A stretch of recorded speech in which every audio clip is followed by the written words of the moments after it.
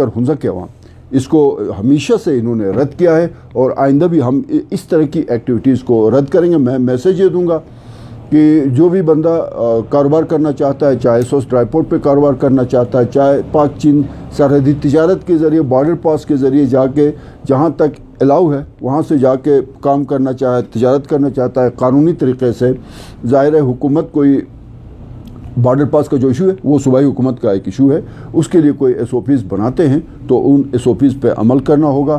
اس میں وزٹرز کے لیے الگ ایس او پیز ہیں. جو بندہ اپنے آپ کو بارڈر پاس کے لیے اپلائی کرتا ہے کہ وہ جو ہے نا وہ بزنس بارڈر پاس کے لیے، تو اس کے لیے الگ ایس او پیز ہیں اور آفیشلز کے لیے الگ ایس او پیز ہیں. انشاءاللہ وہ ادھم مچانے کی اجازت نہیں دیں گے. جس طرح پچھلے سال وہاں پہ جا کے انہوں نے دھما چوکڑی مچائی ہے، ادھم مچایا ہے، وہ اجازت اب نہیں ہوگی. اس پہ کوئی ناراض ہوتا ہے، کوئی بلبلاتا ہے، کوئی منمناتا ہے، کوئی روتا پیٹتا ہے، تو اس میں ہمارے پاس اس کا کوئی علاج نہیں ہے. علاج یہ ہے کہ رول آف لا ہمارے اپنے ہنزا بارڈر ہمارے پاس ہے.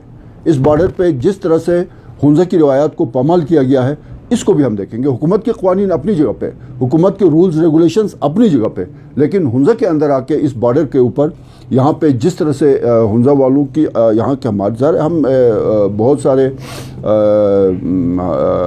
روایات ہماری ہیں، ہم مہمان نوازی بھی کرتے ہیں، عزت بھی دیتے ہیں، لیکن اس کا غلط فائدہ اٹھایا گیا ہے. تو ایک تو یہ ہے کہ حکومتی قوانین ہیں وہ اپنی جگہ پہ لاگو ہوں گے، اور یہاں پہ آ کے ہر بندہ جو ہے جب چاہے وہ روڈ بند کر دے، جب چاہے بارڈر بند کر دے، جب چاہے وہ دھرنا دے. تو میرے خیال میں یہ اب ہم ایز اے کمیونٹی بھی ان چیزوں کو دیکھیں گے کہ اس کے پیچھے کس چیز کا ایجنڈا ہے اور یہ کیوں کیا جا رہا ہے.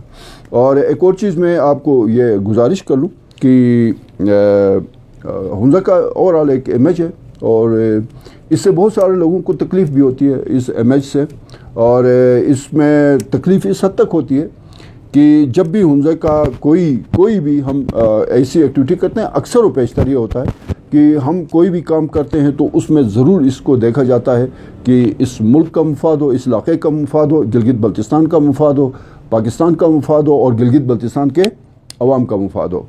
آپ جنگ آزادی گلگت بلتستان سے لے کے آج کی ڈیٹ تک آپ اٹھا کے دیکھیں، آپ عسکری محاذ پہ دیکھیں، آپ سپورٹس کے محاذ پہ دیکھیں، آپ تعلیمی محاذ پہ دیکھیں، آپ صحت کے شعبے میں ڈیولپمنٹ کے حوالے سے دیکھیں، آپ کاروباری لحاظ سے دیکھیں، ہر وہ کام جس میں قانون کی پاسداری اس بارڈر کے اوپر بھی جو ہے وہ 90% جو اگر ہنزا والے بزنس کرتے ہیں تو وہ پورے ایک لیگل جسے ہم بزنس کہتے ہیں، قانونی تمام تقاضے پورے کر کے ہمارے لوگ بزنس کرتے ہیں. تو اس سے ہم سے سیکھیں ان چیزوں کو، بجائے اس کے کہ وہ مختلف جو ہے وہ سوشل میڈیا کے پلیٹ فارمز استعمال کر کے بہت ساری چیزوں کو کنفیوز کرنے کے سیکھیں کہ اور گریجولی لیگل بزنس کی طرف جائیں. ٹھیک ہے، وہ ایک دور تھا جب انہوں نے جن لوگوں نے بھی کیا ہے، جس طرح بھی کیا ہے ہو گیا، لیکن اب ظاہر ہے اللیگل کام، غیر قانونی کام زیادہ عرصہ نہیں چلتا ہے. اس کو کنفیوز کرنے کی کوشش کی گئی تھی. تو اور چونکہ ہنزا میں یہ بارڈر ہے تو یہ ہمارا فرض ہے کہ ہم اس چیز کو کلیئر کر دیں اور ہم حکومتی جتنے بھی اقدامات ہیں صوبائی حکومت کے اس حوالے سے ان میں ہمارے ہنزا کا مکمل اس میں تعاون ہے. ایک تو اس بات کو کلیئر کرنا تھا. دوسری بات جو ہے وہ میں یہاں پہ علی آباد میں بیٹھا ہوں پریس کلب میں، تو میں ایک اور گزارش کر لوں آپ لوگوں سے بھی، میڈیا سے بھی، کہ ہم لوگوں میں یا تو سیاسی بلوغت کی کمی ہے یا ہمیں چیزوں کو سمجھ نہیں آتی ہے. ایک دھرنا یہاں پہ ہوا 6-7 دن جنوری کے مہینے میں -17 کے ٹمپریچر پہ دھرنا دیا گیا. اس دھرنے کا مقصد کیا تھا کہ جی وہ ہمیں جو ہے وہ ڈیزل تھرمل جنریٹر چلانے کے لیے فیول دیا جائے. ماشاءاللہ آپ نے بڑا زبردست کام کیا اور جو دھرنا کمیٹی تھی انہوں نے بڑا تیر مارا. ٹوٹل 100 کروڑ کا جو ہے وہ ہنزا کو فیول کی مد میں جو ہے وہ پیسے ملے، اور اسی مد میں گلگت کو 20 کروڑ ملے، اسکردو میں 16 کروڑ ملے، دیامیر کو 12 کروڑ ملے. اور آپ کا ایجنڈا کیا تھا؟ ٹوٹل آپ کا ایجنڈا یہ تھا کہ تھرمل جنریٹر چلانے، جی 2 مہینے کے لیے جینا ہوگا، مرنا ہوگا، دھرنا ہوگا. کس لیے ہوگا؟ وہ 1.5 کروڑ 100 کروڑ کے ڈیزل کے لیے. یہ ہماری سیاسی حالت ہے، یہ ہماری سیاسی بلوغت ہے. دیامیر میں بھی ایک دھرنا چل رہا ہے، دیامیر میں بھی ایک احتجاج چل رہا ہے. 21 दिन से चल रहा है। उन्होंने प्रॉपर बैठ के एक स्ट्रेटजी बनाई, उन्होंने पूरा एक चार्टर ऑफ डिमांड बनाया, उसमें उन्होंने तमाम जो ज़िंदगी हाय शोबे से ताल्लुक़ रखने वाले, चाहे वो सोशल एक्टिविस्ट हैं, चाहे वहाँ के पॉलिटिशियन हैं, चाहे वहाँ के उलमा इकराम हैं, सबको एतमाद में लिया। लेने के बाद एक प्रॉपर तरीके से उन्होंने धरना आके उन्होंने कैकेज पे नहीं दिया, उनका धरना जो है सिद्दीक़ अकबर चौक पे था, उन्होंने कैकेज को ओपन रखा, मुज़ाकरात का दरवाज़ा भी खुला रखा। और उनका धरना किस बात पे है, उनके धरने का जो हासिल वसूल होगा वो कम से कम 30 से 40 अरब रुपए का होगा। हमारा जो धरना था माशाल्लाह, हुंजा के बड़े पढ़ी लिखी जो है वो कौम है, हमारा धरना जो है वो 1.25 करोड़ के लिए था, और उस एक्सट्रीम वेदर में था जब यहाँ पे -17 का एक टेम्परेचर चल रहा था। ये भी बैठते, ये भी कोई अल्लाह है अमल तय करते, ये कोई चार्टर ऑफ जब मैं खुद इनके साथ मुज़ाकरात के लिए, इनको पता ही नहीं था कि जी हम उनको कह रहे थे नहीं यार आप 1.5 करोड़ न लें, आप 20 करोड़ ले लें। नहीं, हमने 20 करोड़ नहीं लेने हैं, हमने हर सूरत ये 1.25 करोड़ लेने हैं। तो माशाल्लाह आपको 1.25 करोड़ रुपए मिल गए, और आपकी वजह से पूरे जीबी में एक जो हम नहीं चाहते थे कि थर्मल जनरेटर्स के ज़रिए करप्शन हो, इसको हम हाइड्रो पावर प्रोजेक्ट्स पे लगाएं ताकि आपको एक मुस्तकिल इसका हल निकले। वो मेरे ख्याल में एजेंडा जो है आपका कामयाब हुआ हुंजा से। और एक ज़ाहिर है इसमें जितनी भी हम मेहनत करें, कोशिश करें, जदोजहद करें, इसमें हम करप्शन को नहीं रोक सकते। तो ये आपने कारहाय एक नुमाया या सरंजाम दिया इसको। और मैं अगेन कंपैरिजन आप करें कि आज भी उसी द्यामिर की धरने की वजह से प्राइम मिनिस्टर ऑफ पाकिस्तान की हाई लेवल की कमेटी बनी, उसमें इस वक्त चेयरमैन वापडा द्यामिर पहुँचे हैं, अमूर कश्मीर और गिलगित बल्तिस्तान द्यामिर पहुँचे हैं, सेक्रेटरी कश्मीर अफेयर्स द्यामिर पहुँचे हैं, उसके साथ जो है वो जो मिनिस्टर होते हैं आबी वसाइल के वो द्यामिर पहुँचे हैं, बैठे हैं, मुज़ाकरात कर रहे हैं, हालांकि उन्होंने कैकेज को भी ब्लॉक नहीं किया था।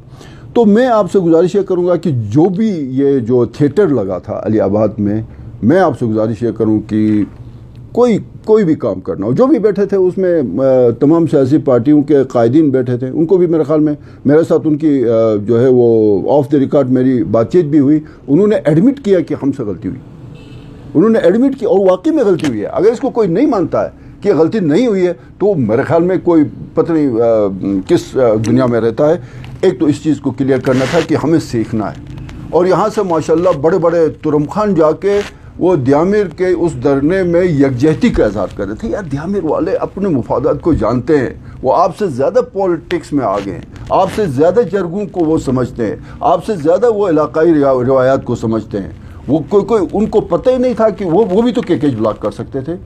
आपने भी वहाँ भी जाके आपने वो कोई उनके एजेंडे पे बात नहीं की, आप वहाँ पे जाके नारे लगवा रहे थे माशाल्लाह आज़ादी की। यार आप किससे आज़ादी ले रहे हैं, किस आज़ादी की आप बात कर रहे हैं?